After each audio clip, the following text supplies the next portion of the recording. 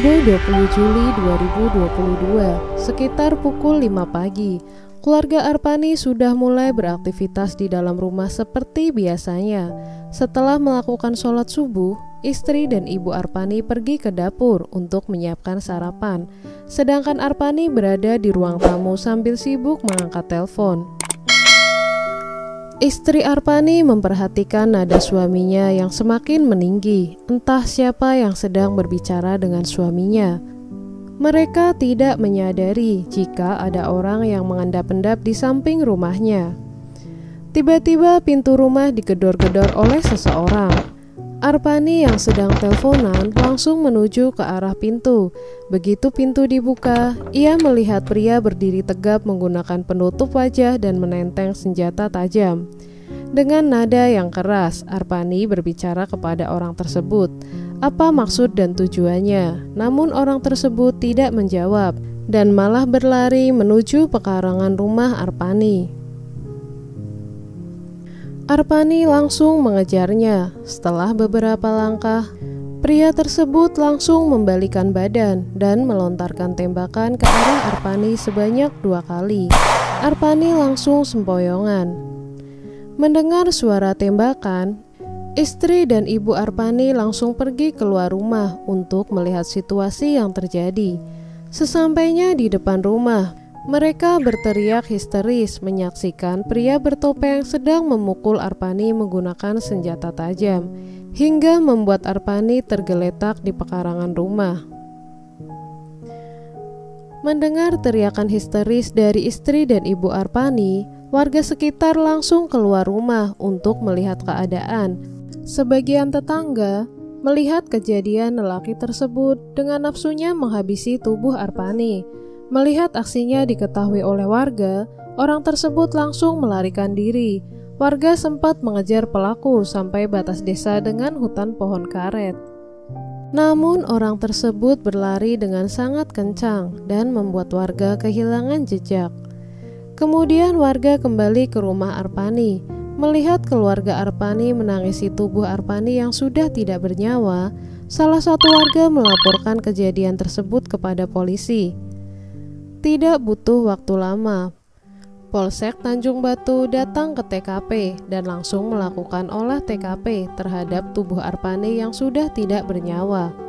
Polisi menemukan 2 luka tembak di bagian pinggul dan rusuk kanan Arpani, serta terdapat luka bacok di bagian rahang hingga leher bagian kiri, 2 bacokan di perut sebelah kiri, dan 3 luka bacok pada bagian tangan kiri Arpani. Setelah melakukan olah TKP, polisi langsung mengevakuasi jasad Arpani dan dibawa di Rumah Sakit Bayangkara Muhammad Hasan Palembang guna dilakukan otopsi. Polisi terus menyisiri desa sekitar guna memburu pelaku. Anjing pelacak dari K9 juga diturunkan, namun hasilnya tetap nihil. Sebagian warga menduga bahwa Arpani mati terbunuh berkaitan dengan majunya ia ke pemilihan kepala desa. Namun polisi memiliki pendapat lain. Polisi menduga motif pelaku membunuh Arpani karena masalah pribadi. Sejumlah warga dan keluarga korban dimintai keterangan sebagai saksi. Polda Sumatera Selatan sampai membentuk tim khusus untuk menangani kasus ini agar kasus ini cepat terselesaikan. Seminggu berlalu, tetapi pelaku pembunuhan calon kepala desa Ogan Ilir belum terungkap. Warga mulai resah.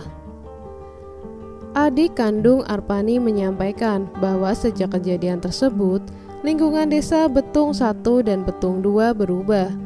Perubahan atas dasar keresahan tersebut bisa dilihat dari jam aktivitas warga yang semakin singkat dan menghindari keluar rumah pada hari mulai gelap.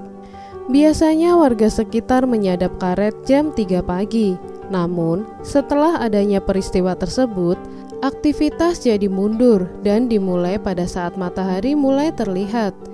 Jam pulangnya pun juga semakin dipercepat. Warga was-was dan khawatir jika hal itu terjadi kepada mereka. Mewakili keluarga dan warga, Init selaku adik korban meminta kepada pihak kepolisian agar segera mengungkap kasus yang terjadi di desanya. Kapolres Ogan Ilir merespon keresahan warga. Kapolres juga menghimbau kepada warga agar tak perlu risau dan tetap beraktivitas seperti biasa. Juga memastikan bahwa timnya terus bergerak memburu dan menyelidiki pelaku. Sejauh ini sudah ada saksi yang diperiksa polisi. Selain melakukan penyelidikan, Polres Ogan Ilir juga melakukan patroli wilayah di jam-jam yang rawan kejahatan.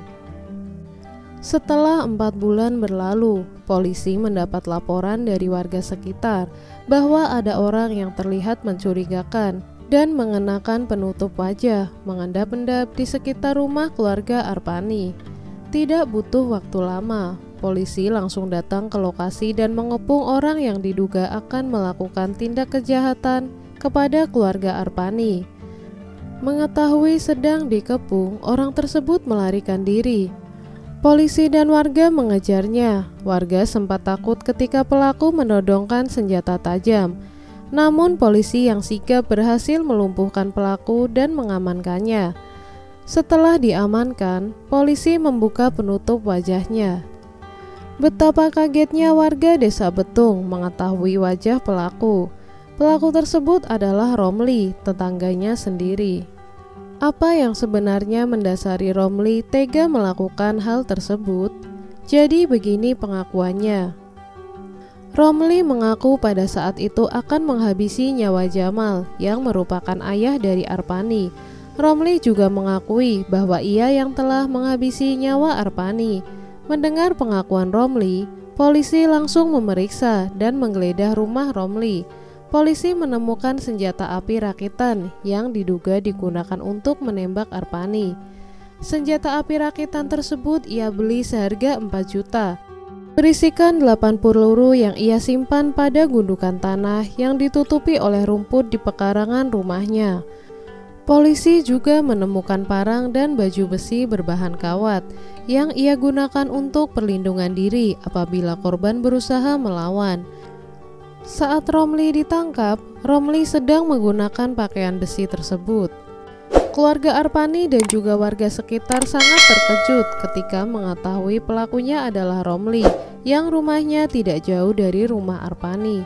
Bahkan setelah kejadian tersebut, Romli tampak biasa saja dan melakukan aktivitas seperti biasanya. Bahkan Romli sempat dimintai keterangan sebagai saksi. Kepada polisi, Romli mengaku menghabisi nyawa Arpani lantaran sakit hati karena sering diejek dan diganggu. Saya merasa terancam dan tak bisa melawan. Saya merasa dikejar-kejar terus sampai pada akhirnya saya melakukan perlawanan, ungkap Romli kepada polisi. Romli juga memberikan keterangan bahwa ia mendapatkan ancaman berupa perusakan sepeda motor miliknya. Dia memutus kabel motor milikku. Memang aku tidak pernah melihatnya, namun aku merasakan seperti itu. Kalau ada yang lihat dan ada saksi, aku lapor polisi, tegas Romli. Atas perbuatannya, Romli dikenakan pasal 340 KUHP oleh penyidik kepolisian dan ancaman maksimal hukuman mati. Dan kasus pun berakhir. Oke kawan Via, itu tadi video kasus calon kepala desa yang dihabisi oleh tetangganya sendiri karena sakit hati. Semoga almarhumah diterima di sisinya dan keluarga yang ditinggalkan diberi keikhlasan hati. Dan untuk pelaku semoga mendapatkan hukuman yang setimpal. Dari video ini kita dapat mengambil pelajaran bahwa hati-hati dalam bersikap maupun berucap. Mungkin untuk diri kita itu hal yang biasa saja, namun bisa menyakiti orang lain. Untuk kalian yang memiliki pendapat dan informasi lebih lengkap, bisa banget nih komen di kolom komentar. Sekian video dari saya. Kalau kalian suka video ini, jangan lupa like, komen, dan subscribe. Terima kasih kawan-kawan yang sudah menonton sampai akhir video. Semoga harimu menyenangkan dan sampai jumpa di kasus berikutnya.